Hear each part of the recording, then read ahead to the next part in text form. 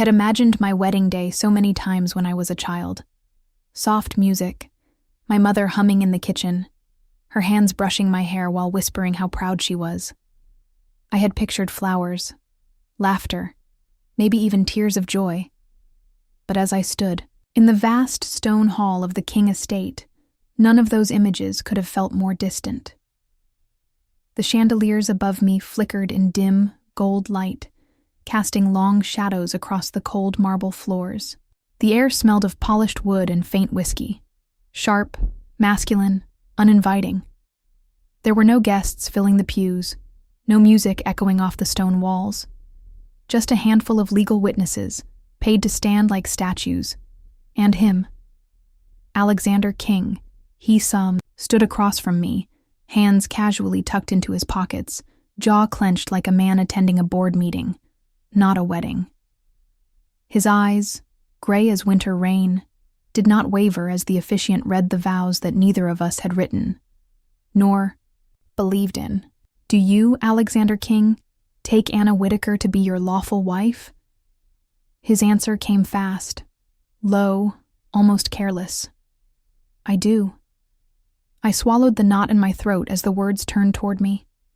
The officiant's voice blurred, like waves crashing far away until I realized all eyes, those hired strangers, were on me. I do, I whispered. My fingers trembled as he slipped the ring onto my hand. A simple gold band, cold and heavier than it should have been. When it was my turn to place the ring on his finger, I hesitated. Not out of affection or nerves, but because my vision blurred with the sharp sting of humiliation. I was not a bride. I was a payment. A debt settled with my body and my name. And when I finally slid the ring on, he leaned in, his breath brushing my ear. His voice was cold steel. Don't forget why you're standing here, Anna. I didn't look at him. I couldn't. Later that night, I stood alone in the bedroom that was now mine by contract, not by love. It was grand, too grand. Dark oak furniture towered over me. Heavy velvet curtains shut out the city lights. The bed, larger than any I'd ever slept in, felt like a stage where I was expected to perform a role I didn't understand, nor wanted to. But Alexander never came. I waited, listening for footsteps down the long corridor, but none came. Not that I wanted him to. Not really. I paced the room until my breath grew thin, until the walls felt like they were closing in. In a moment of restless frustration, I reached for the small suitcase I had brought from Brooklyn, the only piece of my old life I dared to carry into this one. I sat on the floor, pulling out a sweater I used to wear in my mother's kitchen. The faintest trace of lavender still clung to it. I closed my eyes, letting the scent take me back to the sound of her voice humming lullabies, while she stitched hems and patched buttons late into the night. I reached deeper, my fingers brushing against something hard at the bottom of the suitcase. A small wooden box wrapped in a handkerchief. I didn't remember packing it. I unfolded the cloth, revealing the box I hadn't seen since I was a child. My mother used to keep it on the kitchen shelf, filled with buttons and bits of thread. But when she grew too tired to sew, it disappeared, like so many other small, quiet things. My hands shook as I opened it. Inside, tucked beneath a yellowed ribbon, was a folded piece of paper, creased and fragile with age. My breath caught as I recognized her handwriting. Dear Mr. King, I write to you not as a business partner, but as a mother. I have long carried the weight of the promise made between your family and mine, one that has bound us together long before our children were born. I read the words twice, 3 times, each sentence tightening the knot in my chest. This wasn't just about the debt my father had foolishly accumulated. There was something older, something deeper. I searched for a date. It was written 15 years ago, long before the debts, long before Alexander King had any reason to know my name. I trust that one day when the time is right, you will Remember what was given to your family, and you will honor what was promised. My throat ached as I folded the letter back, clutching it to my chest like it might stop the storm rising inside me. I had hated Alexander King all day. Hated his silence, his coldness, the way he looked through me like I was nothing more than the sum of my father's failures. But now, sitting alone on this cold floor, I wondered if he hated this just as much as I did. I hugged my knees to my chest, rocking gently like my mother used to do when I was small and scared of the dark. But no lullaby came this time, only silence. I glanced toward the door, half hoping, half dreading that he might appear. He didn't. I leaned my head back against the bedpost, closing my eyes as the words of that letter whispered over and over in my mind. I have long carried the weight of the promise. I let out a shaky breath, pressing my forehead to the box, whispering into the emptiness. Mama, why didn't you ever tell me? And in that moment, under the weight of a vow neither of us had chosen, I realized this was never just about me, or him, or even the debt. It was about something unfinished, something deeper than either of us knew how to face.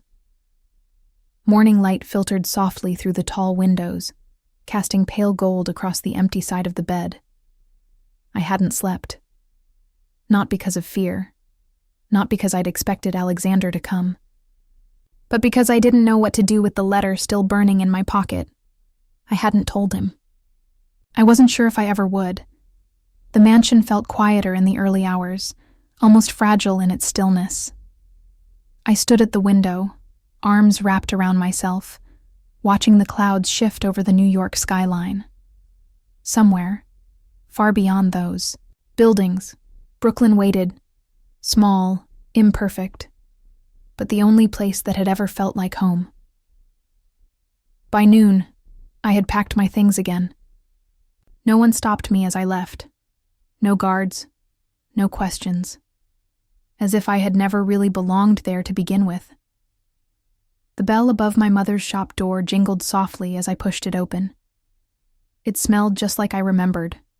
Faded cotton, wood polish, and a hint of lavender that lingered in the old floorboards. My mother sat at her usual spot by the window, a soft shawl draped around her fragile shoulders, her hands resting on a pile of unfinished fabric.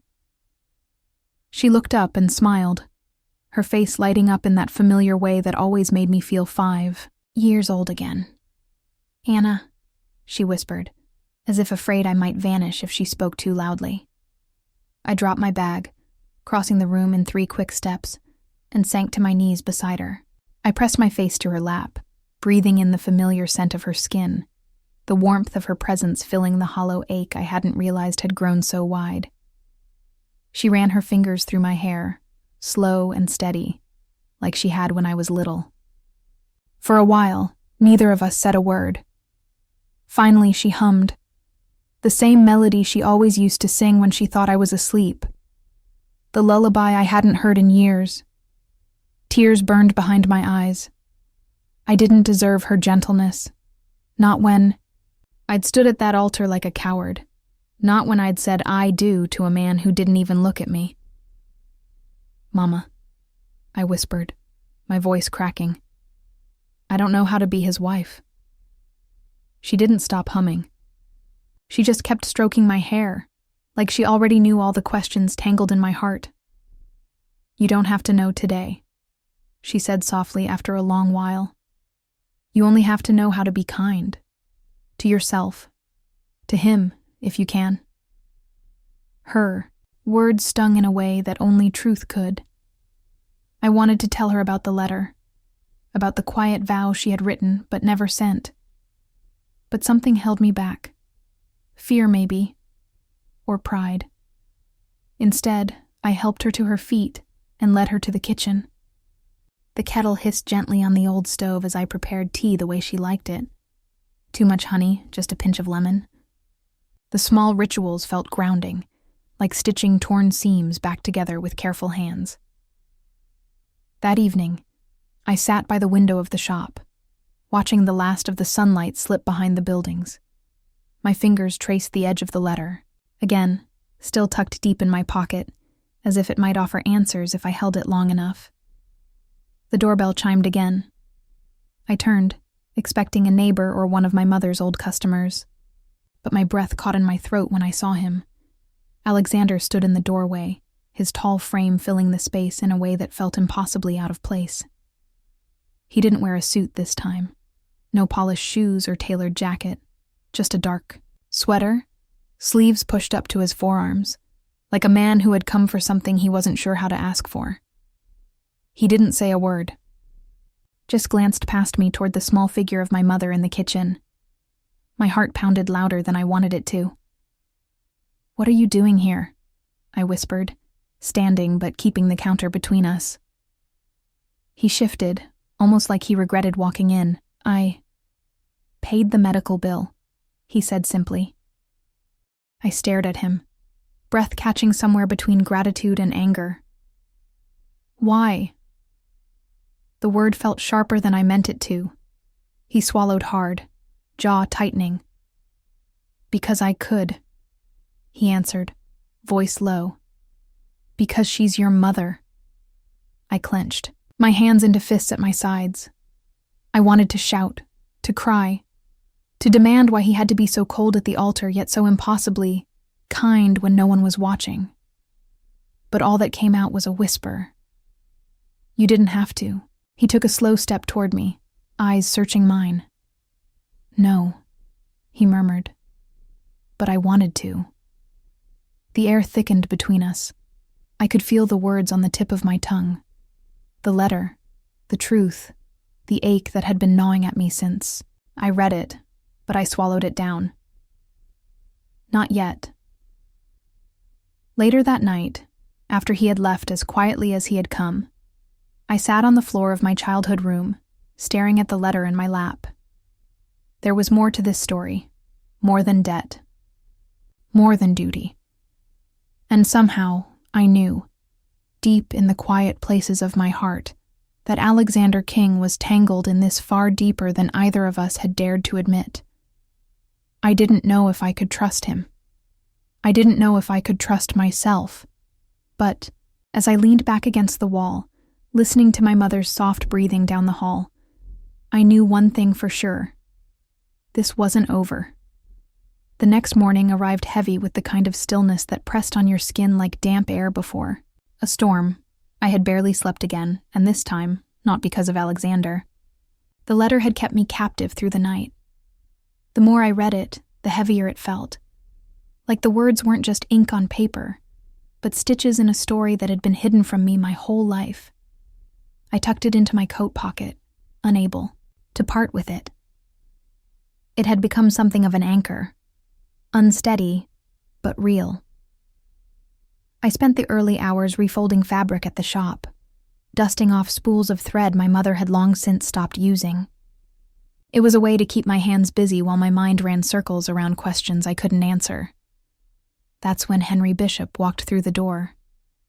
I recognized him before he spoke. He had been standing behind Alexander at the wedding, his expression unreadable, his posture too straight, too polished. I had thought he was just another lawyer or executive, someone paid to witness something empty. But here he was, standing in my family's worn-down shop like he had been here before. And something in his eyes told me he had. "Miss Whitaker," he greeted softly, removing his gloves. Not a flicker of formality in his tone, but something gentler, almost familiar. I straightened, wiping my hands on my apron. "Can I help you?" He looked around the shop for a long moment before answering. "No," he said finally, "but I believe I can help you." I stiffened. My instinct screamed to guard myself, but something in the way he stood, hands unclenched, face softened, made me pause. "Would you walk with me?" he asked, nodding toward the door. Against my better judgment, I did. We walked 2 blocks in, silence. Henry didn't rush. He walked the way people do when they're holding back too much, unsure where to begin. Finally, he stopped in front of a quiet park bench beneath an old oak tree. I waited. "I knew your mother," he said quietly. My breath hitched. He smiled, but it didn't reach his eyes. "We were children. My father owned a small tailor's workshop in the city.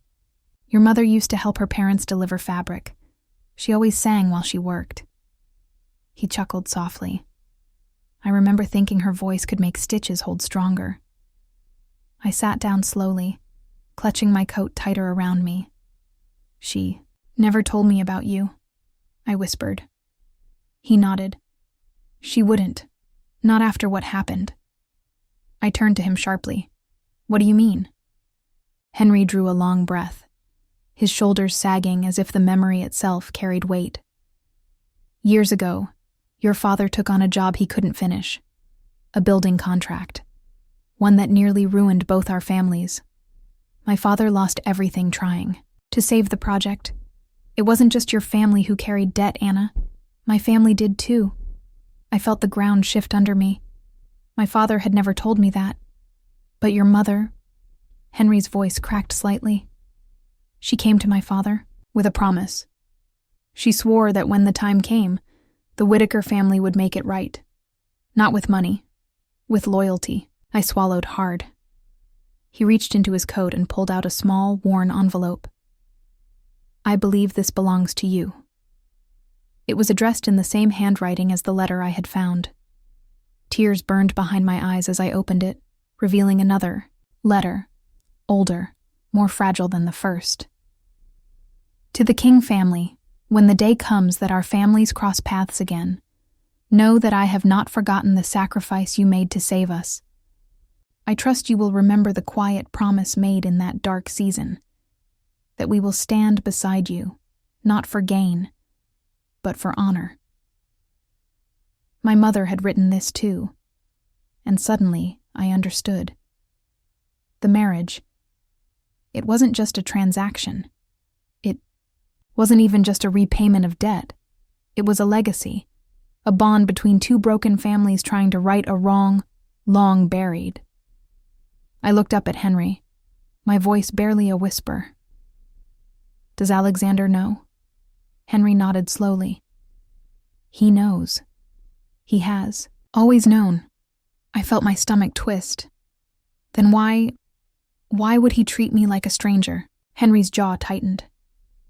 "Because sometimes standing by a promise costs more than breaking it. And Alexander King has never known how to take without building walls to survive it." I bit my lip, fighting the ache in my chest. "And what about me?" I whispered. "What if I don't want to be part of this promise?" Henry placed a steady hand over mine. "You already are, Anna. You always have been. But what you choose to do with that is entirely yours." That night, I stood by the window again, watching the city flicker beyond the glass. The letter lay open on the table beside me, its words as loud as my heartbeat. I wanted to hate Alexander. I wanted to blame him for trapping me in something I hadn't asked for. But deep down, I knew better. He was as tangled in this as I was, maybe even more. And when I closed my eyes, I could almost feel the weight of his hand brushing mine in that brief moment in the shop. The gentleness he'd tried so hard to hide.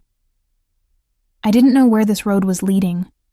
I didn't know if it would break me or heal me. But for the first time since I had stood in that stone-cold hall, I knew I wasn't alone on this path. And somehow that was enough for tonight. I didn't sleep that night either. Sleep had become a stranger I no longer trusted. I kept turning Henry's words over in my mind, as if replaying them might reveal something I'd missed. But they only echoed deeper, louder, until they felt stitched into my skin. I knew now that I wasn't the first Whitaker tangled in this silent bargain, but knowing didn't make it easier to carry. By sunrise, I'd packed my bag again. I didn't tell my mother where I was going. She had enough weight on her frail shoulders. I simply kissed her temple, breathing in the faint scent of lavender and old fabric, and whispered, "I'll be back soon." She didn't open her eyes, but her hand tightened gently around mine, and somehow, that gave me courage I didn't know I had. The mansion felt different when I returned. Quieter, almost expectant. I didn't knock on his office door. I pushed it open like I belonged there, even if I wasn't sure I did. Alexander stood by the window, hands in his pockets, staring out over the city as if it held the answers he couldn't find. He didn't turn around when he spoke. "You're back." I swallowed the lump in my throat. "For now." He let out a quiet breath, his shoulders tensing. I wondered if he'd stayed up all night the way I had. I took a step closer, fingers brushing the letter in my pocket. "Why didn't you tell me the truth?" I asked softly. He flinched. Just barely, but I saw it. "What truth?" His voice was rough, like gravel underfoot. I clenched my hands at my sides. "You knew about the promise. You knew this wasn't just about my father's debt."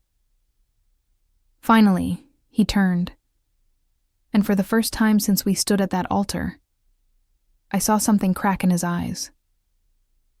"I didn't think you wanted to hear it," he whispered. I blinked, heart hammering. He crossed the room slowly, stopping just short of reaching me. I thought, if I told you, you'd hate me more. For keeping you here. For making you part of something you never asked for. I felt my throat close, but I forced the words out. "You could have trusted me." His jaw tightened, but his voice broke when he answered. "I don't know how." The silence between us stretched like a thread about to snap. And then my phone rang. It was my mother's voice on the other end, thin and shaking. "Anna, your father's gone." We found him 3 blocks from the old shop, standing alone, in the rain beneath a broken streetlight. He looked smaller than I remembered, shoulders hunched under the weight of years he had carried in silence. I ran to him, my breath catching as I reached for his arm. "Dad, what are you doing out here?" He didn't look at me. He only whispered one word. "Ruined."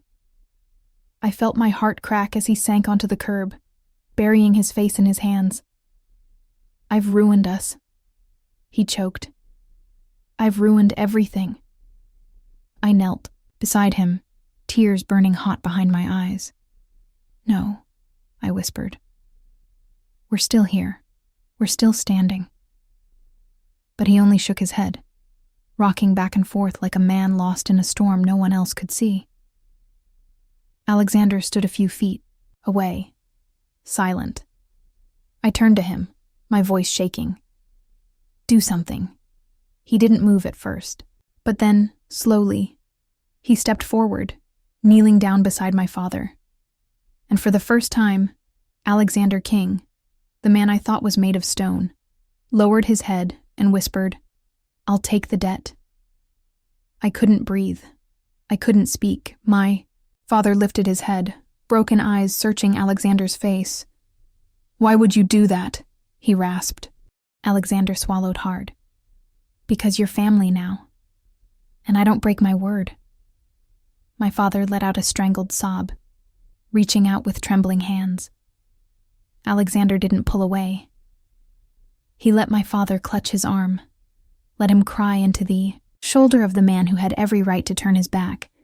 And somehow, in that small, impossible moment, I saw the man my mother had written to in that letter, not the cold, distant figure I had married, but the man who had carried a promise so heavy it nearly broke him. Later, as we walked back toward the car, the sky soft with early dusk, Alexander paused by a flower vendor on the corner. He didn't say a word as he picked up a small bouquet of white daisies. I stared at him, confused. He glanced down at the flowers, then back at me. "Your mother's favorite," he murmured. Tears stung my eyes again. I hadn't told him that. No one had. He held the bouquet out to me, not as an offering, but as something quieter. Something almost sacred. I took it with shaking hands, and for the first time since our vows, I didn't hate him for any of it. That night, as I placed the flowers beside my mother's bed, she stirred, opening her eyes just enough to smile. I pressed my lips to her forehead, whispering words I wasn't sure she even heard. "We're going to be okay, Mama." And for the first time, I almost believed it. The days that followed passed in quiet waves. No more phone calls, no more lawyers, no more whispered threats of what we owed or who would come knocking next. Alexander kept his word. He didn't ask for thanks. He didn't come around again. Not to the shop, not to Brooklyn, not to me. And I let him stay gone. I told myself it was for the best, that I needed space to think.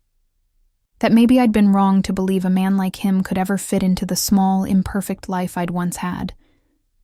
But every night, when the house grew dark and the city outside quieted to nothing but the hum of distant traffic, I found myself wondering if he was awake too, if he missed me, if he even cared at all. A week later, I found my mother in the kitchen. She was humming again, the same soft melody I'd heard all my life, as if nothing had changed. But I knew better.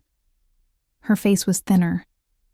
Her hands shook more than they used to, and when I kissed her cheek that morning, I noticed the way she lingered, in my arms like she was afraid to let go. Later that afternoon, I sat by her bedside, folding laundry into neat stacks. I hadn't meant to say it out loud, but the words fell from my lips before I could stop them. "I think I need to let him go." She didn't answer right away. She just watched me for a long moment, her expression unreadable. Finally, she spoke. "Do you remember the first time you asked me how I knew I loved your father?" I looked up, startled by the softness in her voice. "I told you it wasn't a grand moment," she continued. "It wasn't roses or declarations or sweeping gestures." She smiled faintly, her gaze drifting to the window. It was a Tuesday afternoon. I was standing in the kitchen, folding napkins, and he walked by and brushed his hand against mine. Just once. Barely a touch. But in that moment, I knew. I knew I would spend my whole life holding on to that feeling. Her voice wavered, but her eyes stayed steady on mine. "Sometimes love doesn't arrive the way we expect, Anna. Sometimes it's quiet. Almost too quiet to trust." I swallowed hard, my throat tightening. "I don't know if I can be what he needs," I whispered. She reached out, her frail hand covering mine. "Maybe he doesn't need anything, except to know that you see him." I sat on that for a long time after she fell asleep, and the longer I sat, the more I realized I'd spent so much time guarding my heart that I hadn't stopped to wonder if he'd been doing the same. The next morning, I packed my bag again, but this time, I left the ring on the table. Not as a statement, not as punishment, but as an ending, or maybe a beginning I wasn't ready to claim. I kissed my mother's forehead one last time before stepping. Outside, I didn't know where I was going, only that I needed to be anywhere but here. The city felt colder than I remembered. Harsher. I found myself wandering without direction, my thoughts louder than the streets around me. What if I had read too much into his kindness? What if it had only ever been duty to him? What if all I was to him was a signature on a piece of paper? I told myself walking away was strength. But my chest felt hollow in a way I couldn't shake. I spent the night in a small hotel on the edge of the city, staring at the ceiling, waiting for something to make sense. But nothing did. Not the ring I'd left behind. Not the empty space beside me in the dark. Morning came, gray and heavy. I checked out without saying a word to anyone. And as I stepped onto the street, the wind cutting sharp against my skin, I heard a voice I hadn't expected. Anna. I turned, heart slamming in my chest. Alexander stood across the street, hands bare, eyes wide like he'd been searching for me for hours, maybe days. He didn't move at first. Neither did I. We stood there, two people drowning in everything we'd never said. Finally, he crossed the street. He stopped just short of me, breathing hard like he'd run the entire city to find me. His eyes dropped to my empty hand, to the space where the ring had been. And when he looked back up, there was no mask left on his face. He didn't ask where I had gone. He didn't ask why I had left. He just whispered, "I don't want to do this. Without you." My throat burned. "Do what?" I whispered. He swallowed hard, reaching into his coat pocket. When he pulled his hand out, the ring was there, resting in his palm. "Try," he said softly. "I want to try." I stared at it, at him, at the space between us that no longer felt quite so impossible. And for the first time, I didn't see a man standing out of reach. I saw the boy he must have been, the son carrying a legacy too heavy, the man trying to love with hands that had only ever been taught to hold things at arm's length. I took a step closer, then another, until my hand covered his. And when I whispered, "I want to try too," I felt for the first time the quiet undoing of every wall we'd built. The days between leaving and finding him again had blurred into a strange, weightless memory, like I had drifted through them without really breathing. But standing in front of him now, my hand resting over his, I finally felt the ground again. It was fragile, unsteady, but real. We didn't speak much after that. Some things didn't need words right away. We just walked, no destination, no clock to race. The city around us seemed quieter than usual, as if it knew something between us had shifted, and it didn't dare interrupt. Alexander didn't try to hold my hand. He didn't reach for me. He just walked a step behind, giving me space to lead. Funny, how that felt more like love than anything I'd imagined.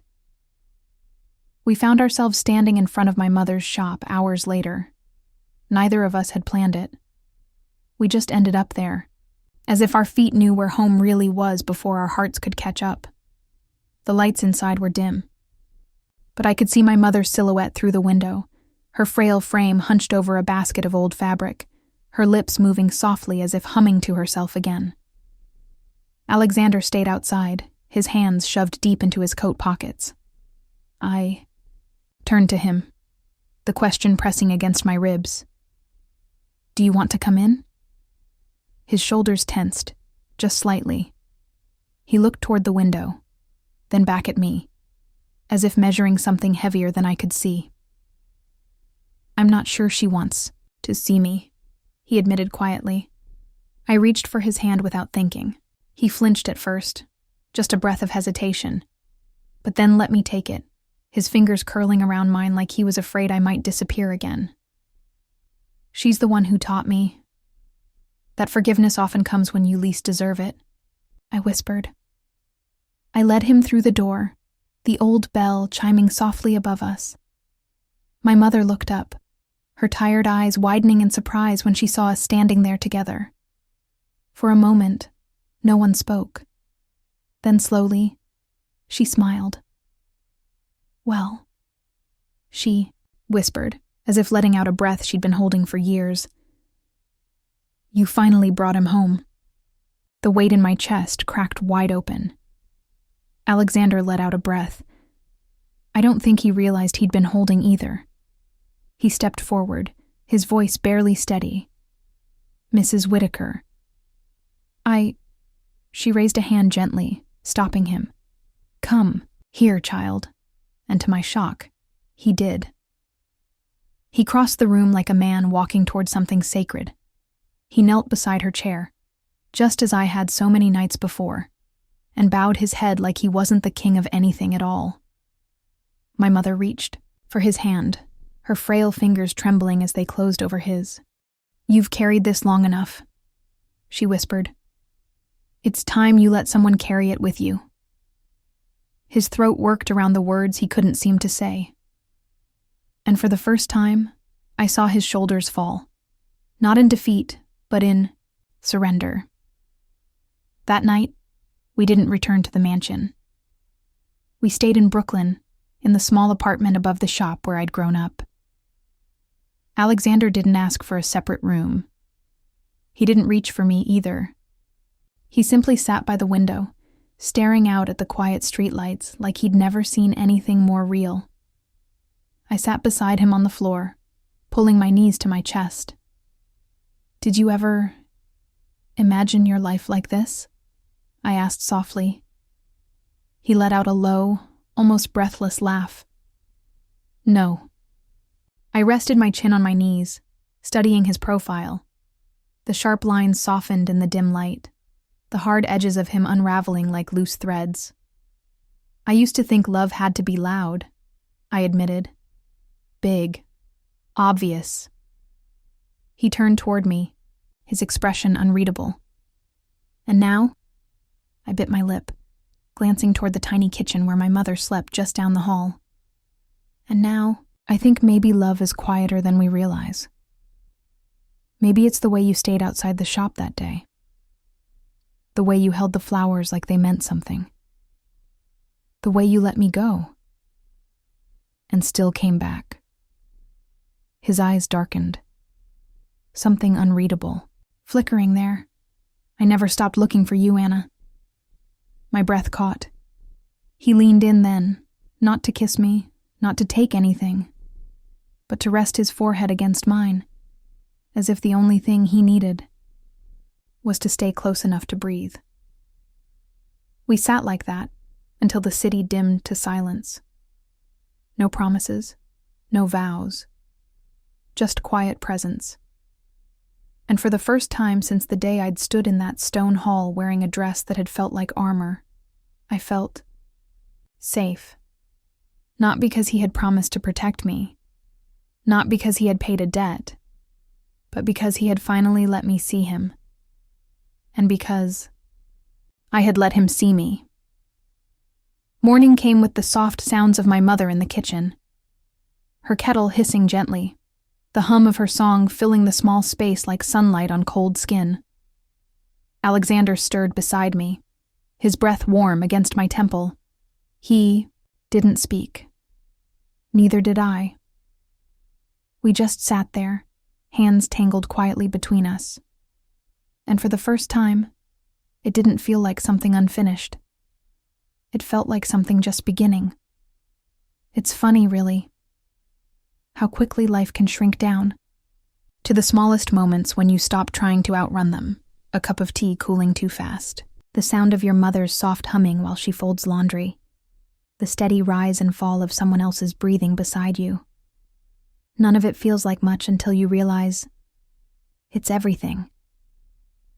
We stayed in Brooklyn longer than I thought we would. At first, it was just for my mother, helping with meals, fixing little things around the shop. But the days stretched into weeks, and soon enough, Alexander stopped checking his phone as often. He stopped leaving at sunrise, stopped putting his suit jacket on like armor every morning. Instead, he started asking questions. How do you tell if a hem is crooked? What's the difference between cotton and linen? Why do all the sewing machines in this place look like they're 100 years old?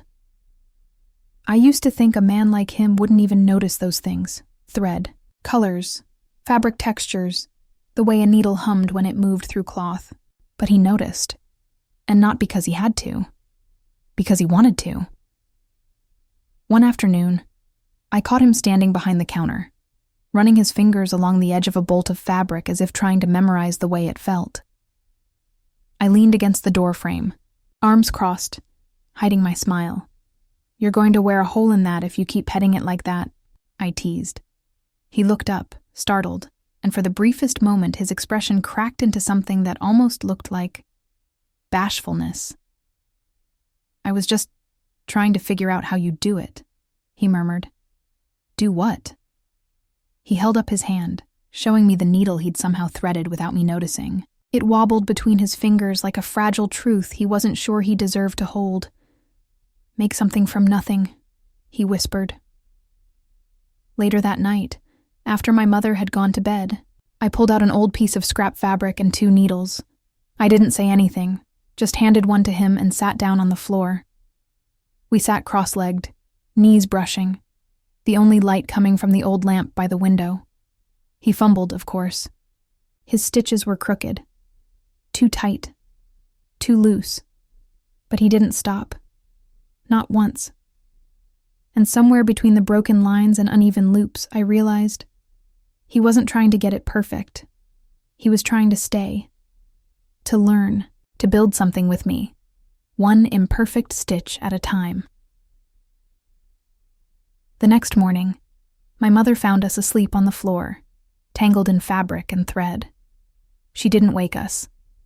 She just smiled that small, knowing smile of hers and let us be.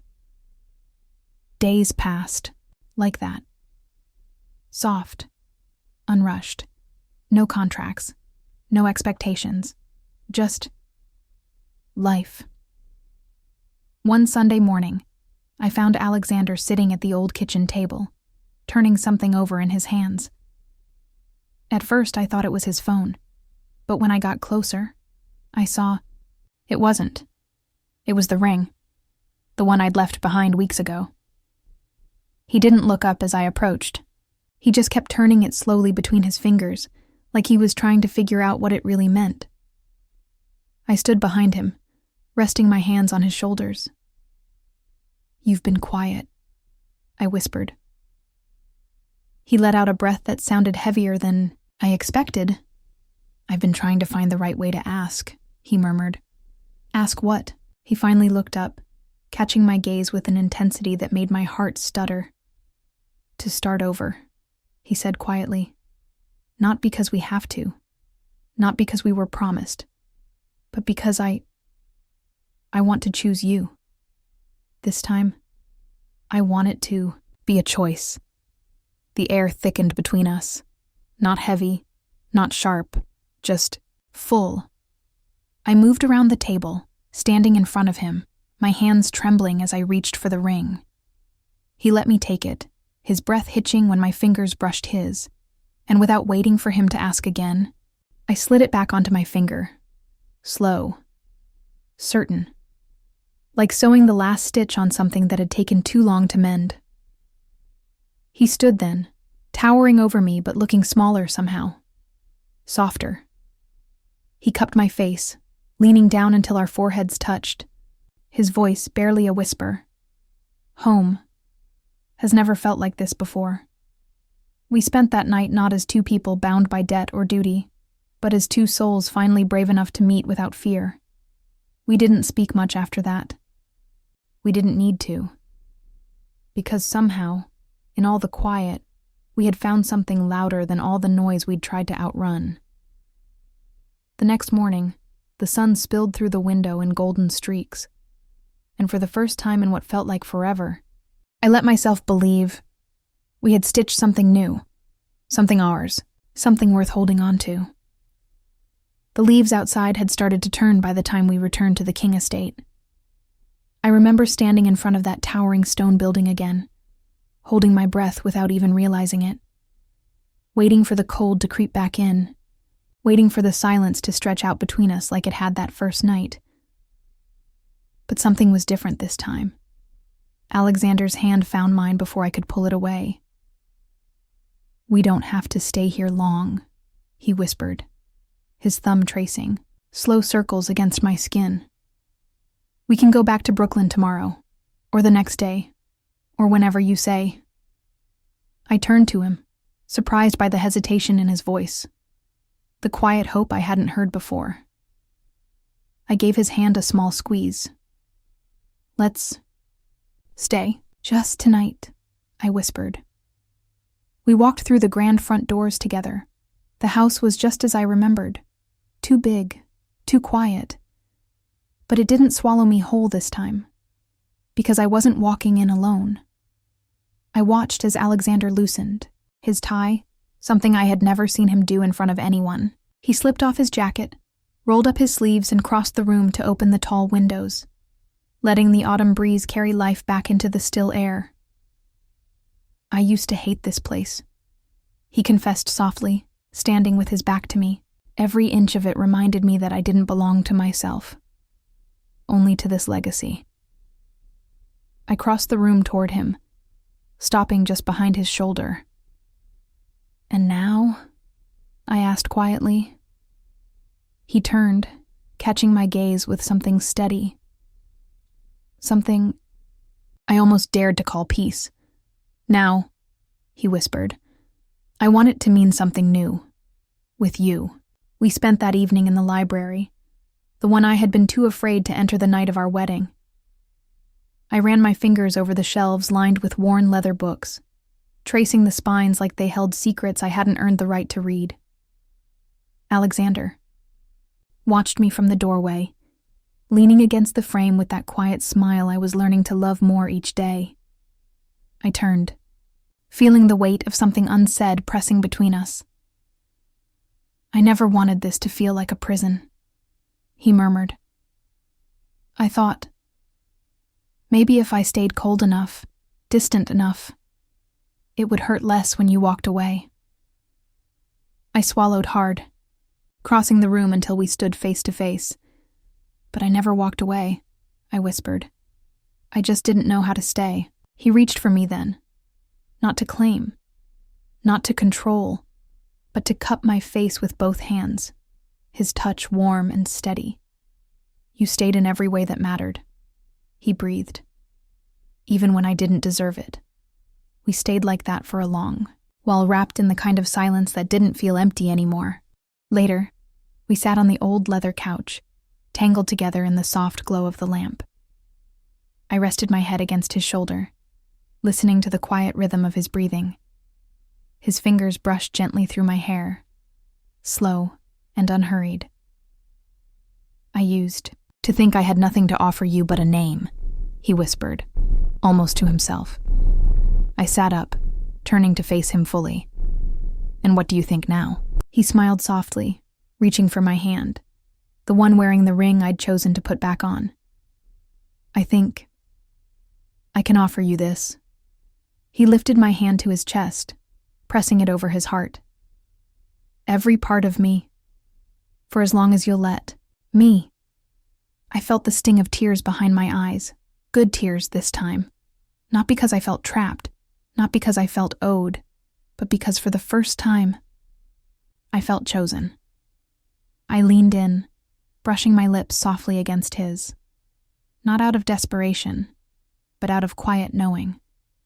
And when we finally broke apart, I rested my forehead against his and whispered the only truth that mattered anymore. "You already have me, always." The next morning, sunlight spilled through the tall windows, catching the dust in the air like tiny golden stars. I stood by the window, sipping coffee from the small porcelain cup I'd found tucked away in the back of the cabinet, its rim chipped, its handle worn. I smiled, wondering who had held it before me and how many quiet mornings it had survived. Alexander stood behind me, his arms wrapping around my waist as he rested his chin on my shoulder. "We could fill this place with life again," he whispered, his breath warm against my skin. "Laughter, family, you." I turned in his arms, looking up into the eyes I no longer feared, no longer doubted. "And you," I whispered back. "All of you." He reached into his coat pocket then, pulling out a small envelope. I raised an eyebrow, curiosity flickering through me. He handed it to me without a word. I opened it slowly, finding a single sheet of paper inside. It wasn't a contract. It wasn't another letter from the past. It was a blank page.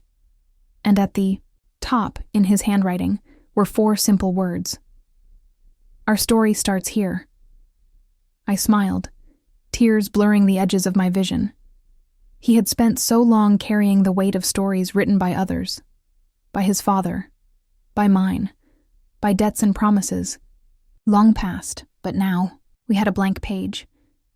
And for the first time in our lives, we had the chance to write it ourselves.